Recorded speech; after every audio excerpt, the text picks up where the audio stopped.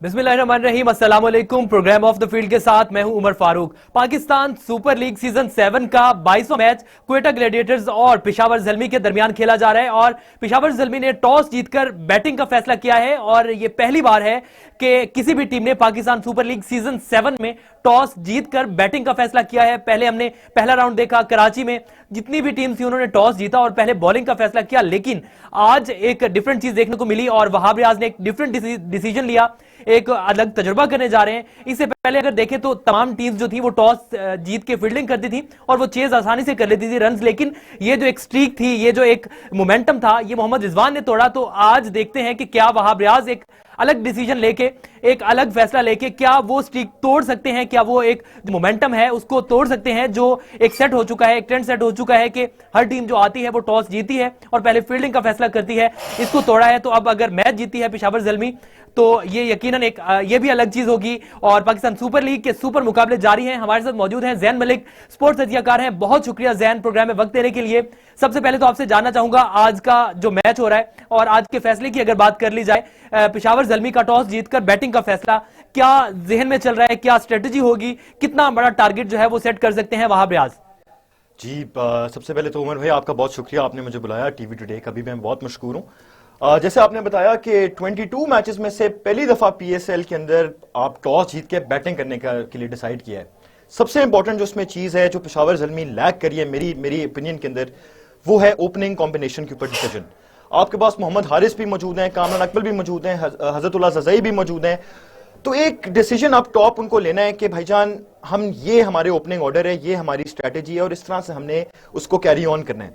जब तक designated roles Peshawar Zalmi अपने लिए डिसाइड नहीं करेगा तब तक मैं समझता हूं एक मुश्किल रहेगी पेशावर ज़ल्मी के लिए। वरना हजरतुल्लाह ज़ज़ई के साथ हमने देखा था पिछले पेशावर के मैच में कि मोहम्मद हारिस जो हैं वो एक बड़े फ्लैम्बॉयंट, एक बड़े एक्साइटिंग प्लेयर के तौर पर नजर आए हैं। वो मेरिट पे बॉल को खेलते हैं, अनकन्वेंशनल शॉट्स भी मारने की कोशिश करते हैं। तो एक बड़ी इंटरेस्टिंग डिसीजन होगी कि वो क्या विकेट कीपिंग भी ऑफकोर्स कर लेते हैं।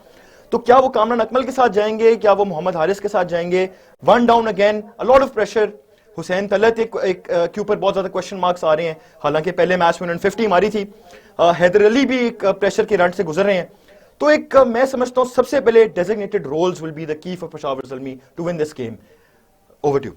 अच्छा, अगर बात कर ली जाए क्वेटा ग्लैडिएटर्स की तरफ आते हैं, उनका ओपनिंग स्टैंड बहुत अच्छा है, उनके जो ओपनर्स हैं उनका स्ट्राइक रेट बहुत अच्छा है थ्रू आउट द टूर्नामेंट बात कर ली जाए। और जहां जहां उनको जरूरत पड़ी है वो एक अलग बात है कि वो उनकी उस तरह से मोमेंटम नहीं बन रहा था, या एक दो मैचेस में हमने देखा कि सरफराज की कैप्टनसी भी जो थी उसमें वो थोड़ा सा लैग कर रहे थे, उस तरह से वो उन पोजीशंस पे कुछ प्लेयर्स को नहीं भेज सके। लेकिन उनको बॉलिंग साइड पे एक धचका भी लगा है, उनके जो मेन बॉलर से स्पिनर से लाला भी चले गए और उसके अलावा हमने देखा मोहम्मद नवाज भी इंजरी के बायस आउट हो चुके हैं, लेकिन बैटिंग अभी भी उनकी स्ट्रांग है। तो क्या लगता है कितना बड़ा टारगेट जो है वो इजीली उनके ओपनर्स जो है वो सीधा करके दे सकते हैं अपनी टीम को क्वेटा ग्लैडिएटर्स के? सर, मैं समझता हूं जब आपके पास जेसन रॉय जैसा बैट्समैन मौजूद हो, आपके लिए ओपन कर रहा हो, तो कोई भी टारगेट, वो 200 प्लस टारगेट क्यों ना हो, एक आप चेस कर सकते हैं बड़े आराम से। एहसन अली हम देख सकते हैं कि एक बहुत शानदार किस्म की परफॉर्मेंस दे रहे हैं। एक एंड अगर एहसन अली संभाल रहे हैं, स्ट्राइक रेट और रन रेट जो है वो जेसन रॉय संभाल रहे हैं, तो मैं समझता हूं कि क्वेटा ग्लैडिएटर्स के लिए 200 प्लस चेस डाउन करना कोई इतनी मुश्किल बात नहीं होगी। But the key to stop a chase is to get Jason Roy out. Jason Roy सबसे डेंजरस और मैं समझता हूं पाकिस्तान सुपर लीग के अंदर 2022 के अंदर सबसे प्रोलिफिक और सबसे एक्साइटिंग बैट्समैन है जो उस वक्त हमें कजाफी स्टेडियम में नजर आएंगे। थोड़ा सा लेट आए वो जेसन रॉय, लेकिन जो आए, जैसे ही आए तो हमने देखा कि जहां पे क्वेटा ग्लैडिएटर्स को होना था वो वहां पे लेके गए और जहां पे पहले थी वहां से जमीन से उठा के वो ऊपर ले गए। और उसके बाद हमने देखे वन डाउन पे अगर उनका टॉप ऑर्डर की बात कर ली जाए तो जेम्स विंस है। और जेम्स विंस पे क्या कहते हैं, स्पेशली क्योंकि ओपनिंग की ही हम बात कर रहे हैं, टॉप ऑर्डर की बात कर रहे हैं, तो वो तो बहुत स्ट्रांग है। और अगर देखा जाए इनका स्ट्राइक रेट तो अभी सबसे ज्यादा जो हाईएस्ट स्ट्राइक रेट है वो जेसन रॉय का ही है। तो यही बात आ जाती है कि even if Jason Roy out हो जाते हैं या एहसन अली आउट हो जाते हैं, आपके पास क्वेटा के टॉप ऑर्डर में ऐसे बैट्समैन मौजूद हैं जो फ्लो को कैरी ऑन कर सकते हैं। एक T20 गेम में सबसे इंपॉर्टेंट चीज होती है फ्लो। अगर आपका फ्लो जहां पे भी डिस्टर्ब होता है, स्पेशली इन चेस, आप मैच वहीं पे हार जाते हो। तो इंग्लैंड के आपके पास वर्ल्ड क्लास प्लेयर्स क्वेटा के पास मौजूद हैं जिन्होंने क्वेटा के सेटअप को कंप्लीटली ट्रांसफॉर्म कर दिया है। क्वेटा नहीं लग रही थी कि वो चैलेंजर्स बन सकते हैं पीएसएल के लिए, लेकिन जेसन रॉय, जेम्स विंस की मौजूदगी के बाद मैं समझता हूं कि कोई भी टोटल उनके लिए चेस डाउन करना मुश्किल बात नहीं है। अनइवन बाउंस है कजाफी स्टेडियम का, थोड़ी ट्रिकी हो सकती है। हमने देखा है शाहीन अफरीदी ने किस तरह 2 कंसेक्यूटिव बॉलर्स के ऊपर उनको दोनों को आउट किया है, but it will be a challenge. Jason Roy of course एक बहुत आपने बात करी ली अगर अनिवस की और विकेट की, और तो कजाफी की विकेट की अगर बात कर ली जाए तो अमूमन कजाफी की विकेट के बारे में कहा जाता है कि कंपैरेटिवली नेशनल स्टेडियम कराची की विकेट ये बैट्समैन के लिए काफी सपोर्टिव है, यहाँ पे रन्स बनते हैं, लेकिन वो चीज हमें नजर नहीं आ रही। क्या वजह है? क्योंकि कराची में हमने देखा 229 तक गया, इवन सबसे पहले मैच में लाहौर कलंदर्स ने 200 से ऊपर रन चेज भी हो गया, मुल्तान सुल्तान ने चेज भी किया वो। तो क्या लगता है यहाँ पे स्कोर क्यों नहीं बन रहे? क्या ऐसी चीज है जो या प्लेयर्स मिस कर रहे हैं या जो कंडीशन है विकेट उसको इस तरह से बना दिया गया है कि वो बहुत ज्यादा सपोर्टिव है बॉलर्स के लिए? देखिए, जब से लाहौर आमद हुई है पीएसएल की इस सीजन की, एक बहुत यूनिक क्रिकेटिंग कंडीशंस हमें देखने को मिल रहे हैं। ऐसे कंडीशंस नॉर्मली जिस तरह भी वहाब रियाज ने बैटिंग करने का फैसला किया है, ये ड्यू की कंडीशंस में specially at this time of the night कोई भी नहीं प्रेफर करेगा, बट एक स्पेक्टिकल हमें देखने को मिल रहा है, एक चेंज हमें देखने को मिल रही है। ऐसी कंडीशंस जो टीम्स भी खुद रीड नहीं कर पा रही, बॉलर्स भी खुद नहीं रीड कर पा रहे, बैट्समैन भी नहीं रीड कर पा रहे। तो एक यूनिक क्रिकेटिंग कंडीशंस हमें देखने को मिल रही हैं जहां पे जो ड्यू के होने के बावजूद आपको फेवरेबल कंडीशंस बॉलर्स की हैं। आई am backing the bowlers in this game. I think ये कजाफी स्टेडियम जो है वो बॉलर्स के लिए ये कंडीशंस स्पेशली सूट करेंगे। अच्छा, वापस आते हैं पेशावर ज़ल्मी पे। हमने उनके ओपनिंग पे बात की, हजरतुल्लाह ज़ाज़ई। हमने अक्सर देखा कि उनकी जो नेशनल टीम की परफॉर्मेंसेस हैं उनको भी अगर उठा के देख लें, वो पावर प्ले के खिलाड़ी हैं और वो T20 स्पेशलिस्ट हैं, हम ये कह सकते हैं। लेकिन वो उनकी जो परफॉर्मेंस है वो नजर नहीं आ रही सिवाय एक आध मैच के। हमने देखा वो भी वो बहुत अच्छा परफॉर्म नहीं कर पा रहे। उनका स्ट्राइक रेट अगर करते हैं परफॉर्म, उनका स्ट्राइक रेट वैसे नहीं होता। अगर उनको देखा जाए, उनकी हाइट को देखा जाए या एज अ प्लेयर उनका जो कद है वो बहुत बड़ा है, लेकिन उस तरह की परफॉर्मेंस हमें नजर नहीं आ रही। क्या वजह है? सर, मैं समझता हूं कि हजरतुल्लाह ज़ज़ई जो हैं वो एक बहुत एक्सप्लोसिव बैट्समैन है। मुझे याद है उनकी इनिंग्स जो उन्होंने मेरे ख्याल से देहरादून में आयरलैंड के खिलाफ खेली थी, जबरदस्त इनिंग्स। पेशावर ज़ल्मी के लिए भी वो पिछले सीजन में बहुत उम्दा परफॉर्मेंस करते आ रहे हैं। बस यही बात होती है, बैट्समैन के लिए क्लिक होने की बात होती है, फॉर्म पे आने की बात होती है, कॉन्फिडेंस की बात होती है। तो मेरे ख्याल से I think Peshawar Zalmi should stick with Zazai up top. अब ज़ज़ई के साथ वाला जो opening batsman, that is going to be the challenge. आपने डिसाइड करना है कि आप कामरान अकमल के साथ जाते हैं या मोहम्मद हारिस के साथ जाते हैं। तो ये एक मैं समझता हूं पजल है जो वहाब रियाज को, पेशावर ज़ल्मी को, जावेद अफरीदी साहब को सॉल्व करना चाहिए ताकि वो पेशावर की टीम में को बेहतर से बेहतर बना सके। अच्छा, ओपनिंग की आपने बात की, अगर हम कामरान अकमल की बात कर लेते हैं, दोनों बैट्समैन जो हैं वो तेज खेलने वाले, लेकिन वो खेल नहीं पाते। तो क्या इनको ओपनिंग चेंज करनी चाहिए, किसी और को आजमा लेना चाहिए कि एक जो है वो थोड़ा डिफेंसिव खेले और दूसरा जो है वो अटैकिंग क्रिकेट खेले?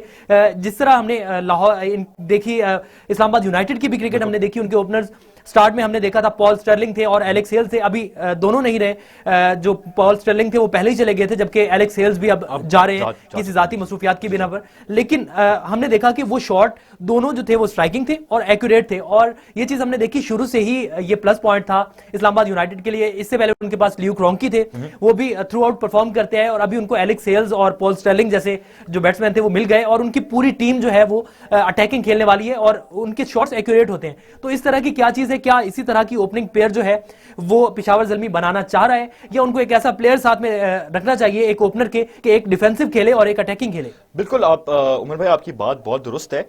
हमें देखना है कि एक प्लेयर होती है, उसकी एक एक्सपेक्टेंसी होती है, उसकी एक लाइफ स्पैन होती है।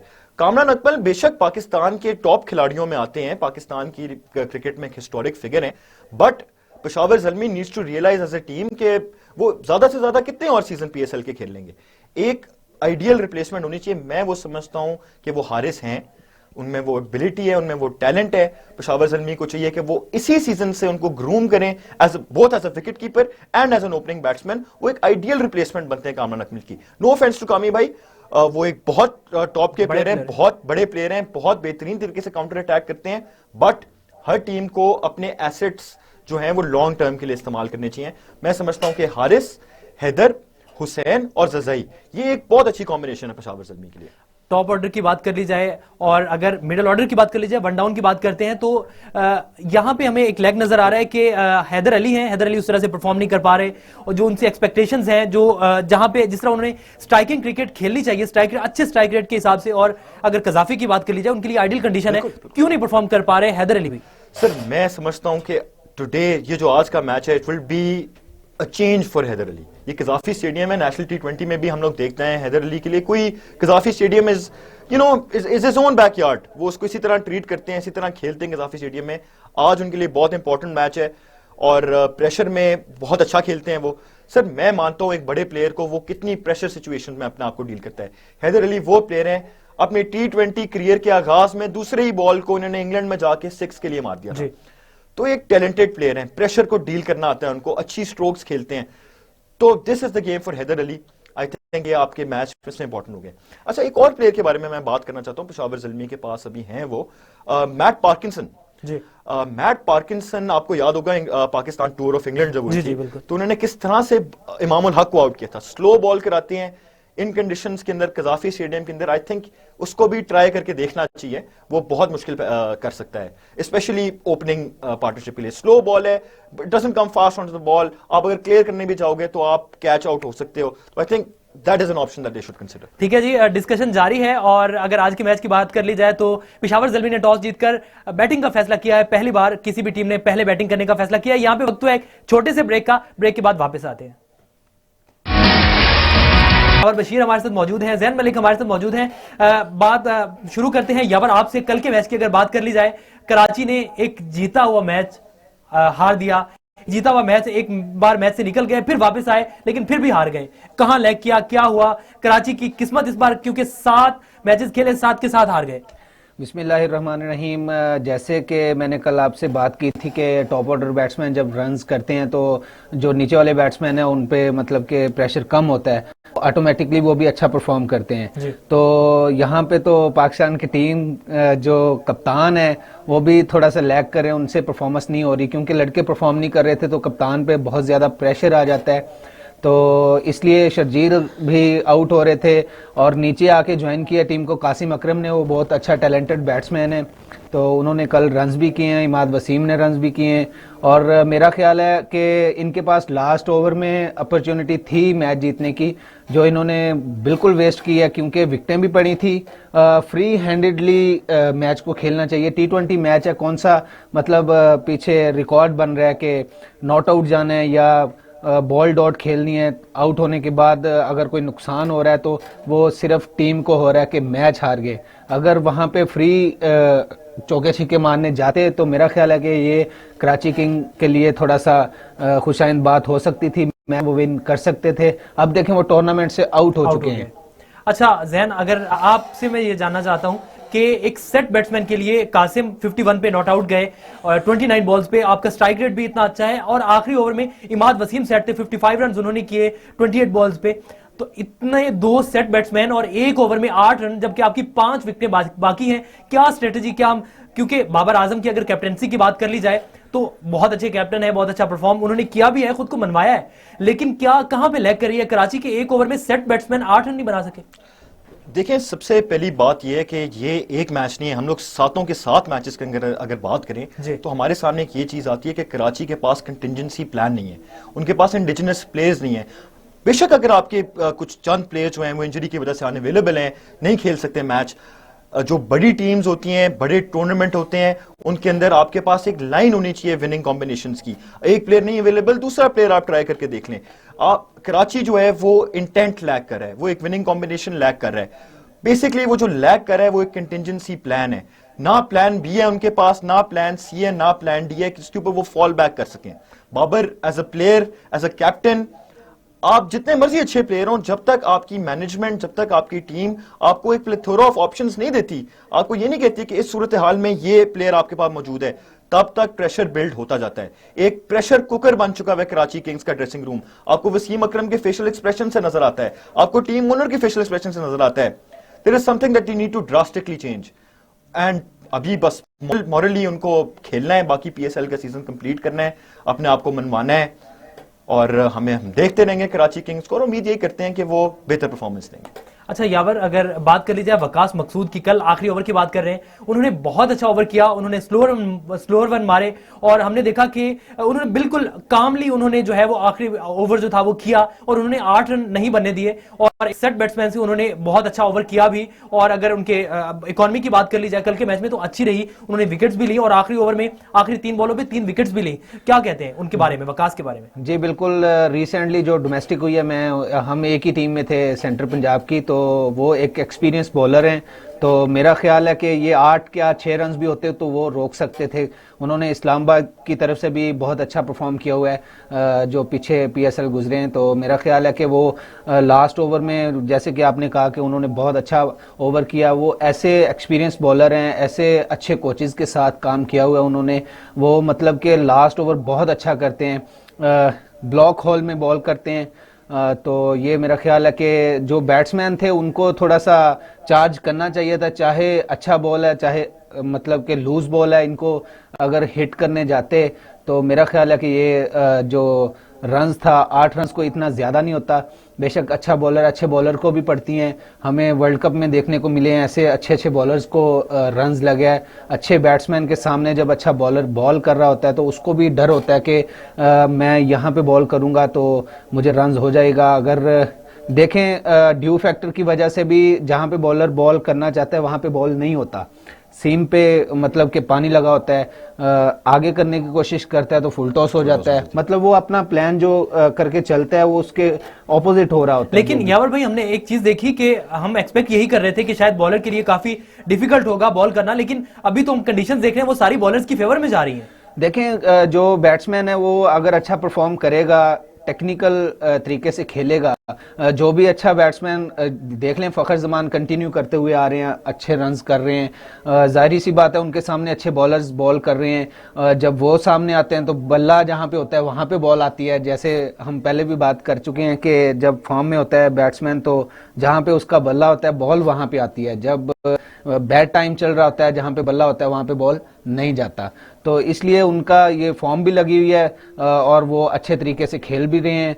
तो मेरा ख्याल है कि ये रात वाला मैच कराची किंग को जीतना चाहिए था, क्योंकि पाकिस्तान के जो कप्तान है वो उनको लीड कर रहे हैं, तो लड़कों को चाहिए था कि जैसे जैन भाई ने कहा कि प्लान बी होना चाहिए था, सी होना चाहिए था, इनके पास कुछ नहीं था क्योंकि ड्राफ्टिंग में इन्होंने प्लेयर्स उठाए थे, इनको ये चीज़ें करनी चाहिए थी। और लेजेंड इनके कोच हैं वसीम अकरम, तो मेरा ख्याल है कि उन्होंने रखा हुआ था पीछे लड़कों को और सही तरीके से यूटिलाइज नहीं कर पा रहे, तो रिजल्ट आपके सामने है। जैन भाई, अगर बात कर ली जाए इमाद वसीम की, इमाद वसीम ने रात वो परफॉर्मेंस दी जो काफी दिन से हमें मिस लग रही थी। ठीक है कराची मैच हार गया, लेकिन एक प्लेयर का, क्योंकि ये पाकिस्तान सुपर लीग है और इसमें जो भी परफॉर्म करेगा, जो भी प्लेयर जो परफॉर्म कर रहा है वो एक नेशनल ड्यूटी है और उसका जो फायदा अल्टीमेटली पाकिस्तान क्रिकेट टीम होगा। तो इमाद वसीम का कमबैक करना, उनका ऐसा परफॉर्म करना, क्योंकि वो एक ऐसे बॉलर हैं, अगर आप उनसे लाइक उनका स्ट्राइक रेट इतना है या उनमें इतनी एबिलिटी है कि आप उनसे ओपन करवाना चाहें आप ओपन करवा सकते हैं एज अ बॉलर, अगर आप उनसे ओपनिंग बैटिंग करवाना चाहें तो आप वो ओपनिंग भी कर सकते हैं आपके लिए। तो उनका कमबैक कल का, उनका 55 रन, क्या देखते हैं आप? सर देखिए, सबसे इंपॉर्टेंट चीज़ है जिस PSL की वजह से वो ये होता है कि जो आपका डोमेस्टिक टैलेंट होता है उसके अंदर एक कंपटीशन आती है। जब कंपटीशन आता है तो नेचुरली कोई भी मार्केट में प्रोडक्ट हो, जब 2 बंदे बनाना शुरू कर देंगे तो वो क्वालिटी के अंदर अपने आप को इंप्रूव करते हैं। इस तरह इस वक्त इमाद वसीम एक आपके left arm option as a bowler के तौर के ऊपर, आपके पास मोहम्मद नवाज भी मौजूद हैं। तो व्हेन यू सी कि आपको अपनी परफॉर्मेंस एक नॉच ऊपर लेके जानी है क्योंकि आपका कंपटीशन आपसे शायद बेहतर परफॉर्म कर रहा है, तब आप इस तरह की परफॉर्मेंसेस देते हैं। इमाद वसीम एक ऐसे प्लेयर हैं जो अंडर प्रेशर बहुत बेहतरीन इनिंग्स खेल सकते हैं। पूरा मुल्क उनकी अफगानिस्तान वाली इनिंग्स को आज के दिन तक अप्रिशिएट करता है, उनकी ओपनिंग बॉलिंग को अप्रिशिएट करता है। तो उनसे यही एक्सपेक्ट किया जा सकता है कि बेशक वो आप कराची के कप्तान नहीं रहे, बट उनसे match winning performances, leadership role, जिसमें विराट कोहली भी बात कर रहे थे कि लीडरशिप रोल होता है एक टीम के अंदर। बेशक आप कैप्टन नहीं हो, आप एडवाइस देते हो, आप यूनिट को चलाते हो, आप बॉलिंग अटैक को मैनूवर करते हो। तो एक लीडरशिप रोल के तौर के ऊपर Imad Wasim is integral to both Karachi and to the Pakistan cricket team setup. And जिस तरह उन्होंने कल परफॉर्म किया है, उन्होंने ये दिखाया है कि not only as a bowler, in fact वो ऑलराउंडर की पोजीशन को कंप्लीटली जस्टिफाई करते हैं। तो ठीक है। अच्छा यावर, आपकी तरफ आता हूं। अगर अब अभी बात कर रहे थे हम कराची किंग्स की, और कराची किंग्स क्यों कम बैक नहीं कर पा रहा, क्योंकि उनके पास बड़े नाम हैं, उनके पास बड़े जो है वो बैट्समैन हैं, उनके पास बड़े बॉलर हैं। बॉलर एक कॉम्बिनेशन ऐसा था कि मोहम्मद आमिर आउट हुए, फिर मोहम्मद इलियास भी आउट हो गए, फिर जो है वो शिनवारी थे, जो वो उस्मान शिनवारी, वो भी पीएसएल का हिसाब नहीं है। लेकिन हमने एक चीज देखी कासिम अकरम की, उन्होंने रिसेंट में भी परफॉर्म बहुत अच्छा किया, अंडर 19 वर्ल्ड कप में भी, और जो अंडर 19 वर्ल्ड कप पाकिस्तान का आखिरी मैच था उसमें उन्होंने 5 विकेट्स भी ली और 135 रन्स भी स्कोर किए। तो उनका जो है वो पीएसएल में आना, और फिर जाहिर सी बात है पीएसएल बहुत काउंट करता है, क्योंकि पीएसएल में प्लेयर्स की जो होती है परफॉर्मेंस, उसको देखते हुए उनको नेशनल टीम में सिलेक्ट किया जाता है। तो अगर उनकी अंडर 19 की परफॉर्मेंस की बात की जाए, या अगर कल की परफॉर्मेंस की बात की जाए, क्या कहते हैं आप? 51 रन उन्होंने बनाए, नॉट आउट रहे। जी बिल्कुल, आपने बात सही कही। उनका कॉन्फिडेंस इस टाइम बहुत हाई है, और वो रिसेंटली पाकिस्तान की तरफ से खेले भी और कप्तान भी थे वर्ल्ड कप के। तो जाहिर सी बात है किसी भी प्लेयर्स को आप इतना कॉन्फिडेंस देंगे तो वो जब आके आपके मुल्क में होम क्राउड के सामने परफॉर्म करेगा तो वो जाहिर सी बात है अच्छा परफॉर्म करेगा। और मेरा ख्याल है कि आने वाले टाइम में ये पाकिस्तान की तरफ से ज़रूर खेलेंगे, और बहुत अच्छा टैलेंट है इनमें। हम एक ही टीम में से थे सेंट्रल पंजाब की, हम मतलब कि ग्राउंड शेयर किया हुआ है, हमने ड्रेसिंग रूम शेयर किया हुआ है, ट्रैवलिंग इकट्ठे करते हैं, तो प्लेयर्स का पता चल जाता है कि कौन कितना मेंटल अप्रोच के साथ जा रहा है। तो मेरा ख्याल है कि जैसे आपने बात की है अभी कि कराची के पास अच्छे कोच थे, अच्छा कप्तान था, लेकिन पहले भी बात मैं कर चुका हूं कि अच्छा कप्तान तभी रहता है कि लड़के परफॉर्म करें। तो अच्छा कोच का तभी नाम होता है कि लड़के परफॉर्म करके दें, टीम जीते। तो इनके पास बैकअप पे लड़के ऐसे नहीं थे कि जो इनकी टीम को जितवा सकें, या जो लड़के इंजर्ड हुए हैं उनकी जगह पे वो रिप्लेस उनको कर सकें और परफॉर्म कर सकें। अच्छा, अगर पाकिस्तान क्रिकेट की बात कर ली जाए, थोड़ा शादाब खान पे बात कर लेते हैं। तो शादाब खान का हमने देखा कि शादाब खान बहुत अच्छा परफॉर्म भी कर रहे हैं, और अभी सोशल मीडिया पे भी बहस चल रही है, और ये हकीकत है कि अल्लाह ना करे अगर कल को Babar Azam as a captain या एज अ प्लेयर पाकिस्तान के लिए अवेलेबल नहीं होते, तो ये एक अच्छा रिप्लेसमेंट है मोहम्मद रिजवान और उसके अलावा शादाब खान। ये दोनों अच्छी रिप्लेसमेंट है, अच्छी तरह से टीम को लीड कर सकते हैं, जिस तरह से शादाब खान इस्लामाबाद यूनाइटेड को लीड कर रहे हैं। एक अच्छा कॉम्बिनेशन बना हुआ है। लेकिन कुछ शिकायत भी आ रही हैं, कुछ खबरें भी आ रही हैं कि जो शादाब खान है, शादाब खान को इंजरी की शिकायत है। तो अगर शादाब खान टूर्नामेंट से आउट होते हैं या किसी एक आध मैच में आउट होते हैं तो कितना असर पड़ेगा इस्लामाबाद यूनाइटेड पे? जी देखें, शादाब खान साहब जो हैं, जब से उन्होंने अपना टेस्ट डेब्यू किया आयरलैंड के खिलाफ, he scored 50, he bowled brilliantly. तब से मैं उनको देख रहा हूं कि उनके अंदर एक लीड करने की जुस्तजू है, वो जिस तरह से फील्ड करते हैं, उनके अंदर एक पैशन है। और इस्लामाबाद यूनाइटेड तो मैं कहता हूं as a brand, as a team बहुत ज्यादा रिलाई करती है शादाब की बॉलिंग पे भी, शादाब की बैटिंग के ऊपर भी, शादाब की फील्डिंग के ऊपर भी। तो he is a complete package जो आपकी टीम की परफॉर्मेंस को फ्रॉम जीरो टू हीरो कर देती है। इतनी डीप जिस तरह इस्लामाबाद यूनाइटेड बैट कर रही है, शादाब उसके अंदर एक इंटीग्रल कंपोनेंट है। तो शादाब का ना होना एक लीडरशिप पोजीशन के अंदर इस्लामाबाद यूनाइटेड के अंदर, मैं समझता हूं टीम को बहुत बड़ी कीमत उसकी अदा करनी पड़ सकती है। I hope not, but Shadab is very very important for Islamabad United aspirations in this PSL. Asif Ali की बात कर लेते हैं यावर। आसिफ अली का हमने देखा गुज़िश्ता रात, बैटिंग तो खैर उनकी जारहाना ही होती है हमेशा से, जब से पाकिस्तान सुपर लीग में वो आए हैं या जब से वो इस्लामाबाद को रिप्रेजेंट कर रहे हैं, या हमने रिसेंट में वर्ल्ड कप में भी देखा अच्छा परफॉर्म किया उन्होंने। लेकिन गुज़िश्ता रात हमें उनकी परफॉर्मेंस मिली और उसमें हमने देखा कि बॉलिंग भी अच्छी की। उनकी बॉलिंग को देखते हुए उन्होंने 27 रन दिए 3 ओवर्स में और 2 विकेटें भी ली और मैन ऑफ द मैच भी रहे। 11 गेंदों पे 29 रन भी स्कोर किए। कल की परफॉर्मेंस को देखें और अगर उनकी थोड़े से बॉलिंग वाली साइड पे अगर बात करें, एज अ बॉलर उनको देखें या एज अ ऑलराउंडर उनको देखें, तो क्या एक पार्ट टाइमर हो सकते हैं पाकिस्तान टीम के लिए? जी बिल्कुल, जाहिर सी बात है, वो एक बड़े इवेंट में बॉलिंग की है उन्होंने। पीएसएल छोटा ब्रांड नहीं है, जैसे कि लेजेंड क्रिकेटरों ने भी कहा है कि पीएसएल बहुत बड़ा ब्रांड बन चुका है। तो दुनिया का कोई सा ऐसा क्रिकेटर नहीं है जो पीएसएल नहीं खिला के, अगर वो इस इवेंट में बॉलिंग कर सकते हैं और 3 ओवर में 27 रन दे के 2 आउट कर सकते हैं, तो मतलब कि वो कहीं भी ओवर कर सकते हैं, यूटिलाइज किया जा सकता है। तो यूटिलाइज किया जा सकता है। जैसे आपके सामने खुशदिल शाह नजर के सामने आ गया आपके, वो ऑलराउंडर के तौर पे, वो भी कंप्लीट पैकेज है, बॉलिंग भी अच्छी करते हैं, फील्डिंग भी अच्छी है, बैटिंग भी अच्छी है उनकी। ऐसे ही आसिफ अली को भी यूटिलाइज किया जा सकता है एज ए ऑलराउंडर, क्योंकि T20 में जरूरत पड़ जाती है। किसी एक बॉलर को रन्स पड़ रहे हो तो ये जरूरी नहीं कि अगला ओवर भी उसी से करवाया जाए। तो जाहिर सी बात है कोई नया बॉलर आपको वहाँ पे यूटिलाइज करना पड़ता है। तो मेरा ख्याल है कि जितने ऑलराउंडर टीम में हों उतना ज़्यादा बेहतर होता है।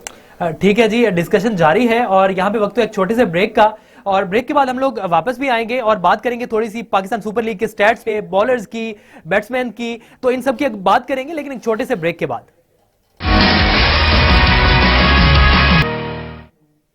वेलकम बैक जी। अब बात कर लेते हैं थोड़ी सी स्टेडियम के हवाले से और क्राउड के हवाले से। हमारे नुमाइंदे वलीद खान मौजूद हैं कजाफी स्टेडियम के बाहर, उनसे थोड़ा वहां के हालात जानते हैं। जी वलीद, बताइएगा क्या सूरत हाल है वहां की और शायकीन का कितना जोशो खरोश है? जी, मैं इसलिए मौजूद हूँ कजाफी स्टेडियम लाहौर के बाहर, जहां आज PSL का एक अहम मार्का पेशावर ज़ल्मी और कोयटा ग्लैडिएटर्स के दरमियान खेला जा रहा है, जिसको देखने के लिए शायकीन की कसीर तादाद ने स्टेडियम का रुख किया है, जिसमें नौजवान, बच्चे, बूढ़े सब शामिल हैं। और शायकीन ने डिफरेंट बैनर्स उठाए हुए हैं, मुख्तलिफ किस्म के अब पोस्टर्स बनाए हुए हैं। शुएब मलिक का कोई सपोर्टर है और कोई सरफराज अहमद का सपोर्टर है। शायकीन क्रिकेट का कहना है कि पाकिस्तान में सुपर लीग इस दफ़ा लाहौर में एक अहम मैचेस का इनेकाद किया गया है, जिसको लेके वो बहुत पुरजोश हैं। हाँ, शायकीन अफसरदा भी हैं क्योंकि शाहिद खान अफरीदी, जो कि कोयटा ग्लैडिएटर्स के एक अहम रुकन थे, उन्होंने रिटायरमेंट का ऐलान किया और वो PSL से अलग हो गए हैं। ठीक है, बहुत शुक्रिया वलीद खान, हमें अपडेट कर रहे थे वहां की सूरत हाल से। शुएब मलिक की बात की, आपकी तरफ आता हूं यावर। शुएब मलिक की अभी वलीद भी बात कर रहे थे कि कुछ प्लेयर्स हैं, कुछ शुएब मलिक को सपोर्ट कर रहे हैं, कोई सरफराज का दीवाना है। शुएब मलिक ने आते ही काउंटर अटैक कर दिया। देखिए, वो T20 के बेताज बादशाह हैं। वो 445 समथिंग मैचेस खेल चुके हैं T20। तो मेरा ख्याल है कि जो इतना एक्सपीरियंस हो जिस बैट्समैन के पास, तो वो ऐसे ही करेगा किसी यंगस्टर बॉलर के साथ। उनके सामने कोई एक्सपीरियंस बॉलर भी होता तो वो ऐसे ही उनको चार्ज करते, क्योंकि 2 विकेट गिर चुकी हैं और थोड़ा सा 14 रन भी हो चुका है, 14 रन, और टीम को लेके चलना होता है। जो आपके जितने भी टॉप ऑर्डर बैट्समैन हैं, अगर वो डबल फिगर में जाते हैं तो नीचे वाले बैट्समैन के लिए थोड़ी सी आसानी होती है, वो अच्छा परफॉर्म कर सकते हैं। तो जाहिर सी बात है, उन्होंने आके चार्ज संभाला। हुसैन तल्लत को भी भेज सकते थे वो, लेकिन उन्होंने बैटिंग ऑर्डर थोड़ा सा चेंज किया, वो खुद आए ऊपर। तो मेरा ख्याल है कि वो इसी उसको फॉलो थ्रू को लेके चलेंगे और अच्छा टारगेट सेट करने की कोशिश करेंगे। नसीम शाह की अगर बात कर लें, जैन नसीम शाह ने आते ही पहला ओवर किया, 2 विकेट्स उन्होंने ली, बहुत ही अच्छा, अगर इंडिविजुअली परफॉर्मेंस देखी जाए बहुत ही अच्छी रही, और आते ही उन्होंने प्रेशर बिल्ड कर दिया, क्योंकि अगर ओपनर्स रुक जाते, विकेट पे, क्रीज पे रुक जाते तो काफी मुश्किल हो सकती थी क्वेटा ग्लैडिएटर्स के लिए, लेकिन उन्होंने जो काम दिखाना था वो दिखा गए। सर, यही बात होती है बीइंग अ पाकिस्तानी, हमें यही फख्र होना चाहिए कि आपके पास एक लाइन लगी हुई है फास्ट बॉलर्स की, पेस के साथ, स्विंग के साथ। आप देख सकते हैं लियम लिविंगस्टोन को आउट करना कोई मामूली बात नहीं है। इन्होंने जो 100 मारा था पाकिस्तान के खिलाफ, he is known for his brutal hitting, और आपने आके पेस और स्विंग से बैट्समैन को डिसीव करके आउट करना, जज़ई अनदर एक्सप्लोसिव बैट्समैन। तो ये एक खुशी होती है कि एक ऐसा प्लेटफॉर्म मौजूद है हमारे बॉलर्स के पास, हमारे प्लेयर्स के पास स्पेशली, जहां पे वो आके अपनी स्किल्स को एग्जिबिट कर सकते हैं वर्ल्ड क्लास टॉप परफॉर्मर्स के खिलाफ। एंड नसीम शाह, बेशक हसनैन अब नहीं है, लेकिन नसीम शाह मौजूद हैं, उनकी पेस मौजूद है, उनका स्विंग मौजूद है, उनकी एनर्जी मौजूद है, और कोयटा के साथ मौजूद है। यावर, आप क्या कहते हैं, इतने बड़े लॉस के बाद अभी शुएब मलिक क्रीज पर मौजूद हैं, क्या कमबैक कर पाएगी पेशावर ज़ल्मी? और पेशावर ज़ल्मी कितना स्कोर, कितना टारगेट करने का अहलियत रखती है, कितना टारगेट जो है वो इजीली डिफेंड कर लेगी? क्या आप प्रेडिक्ट क्या करते हैं आप?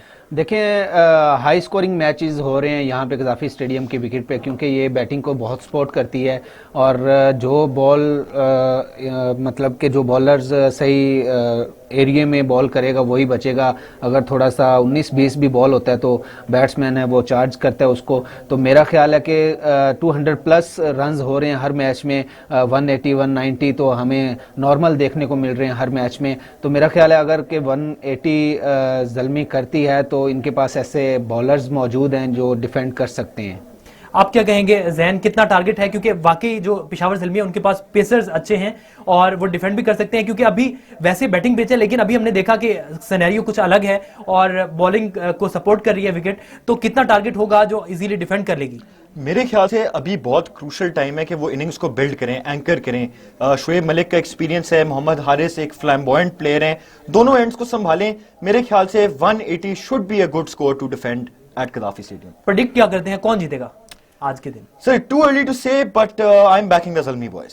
आप क्या कहेंगे जी? जी बिल्कुल, जैसे जैन ने सही कहा ये कि ज़ल्मी के हक में जा रहे हैं मैच, क्योंकि वैसे भी क्वेटा बहुत डाउन जा रहा है और जब किसी पे इतना प्रेशर होता है, बीइंग ए क्रिकेटर मुझे समझ है कि उस टाइम क्या चल रहा होता है माइंड में। यावर भाई ये ना भूलें कि जेसन रॉय और जेम्स विंस ने भी अभी आना है। जी बिल्कुल, आप सही कह रहे हैं, लेकिन इनके पास ऐसे बॉलर्स मौजूद हैं कि वो उनको पकड़ सकें।